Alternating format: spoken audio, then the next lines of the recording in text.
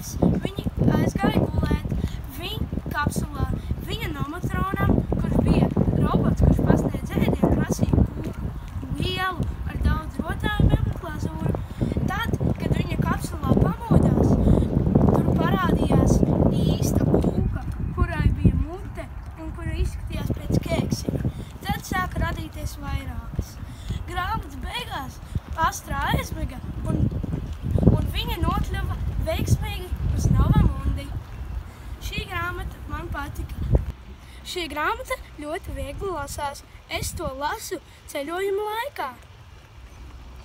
Šajā grāmatā arī ir ļoti daudz bildes. Tādēļ tā ir tik viegla. Tiksimies!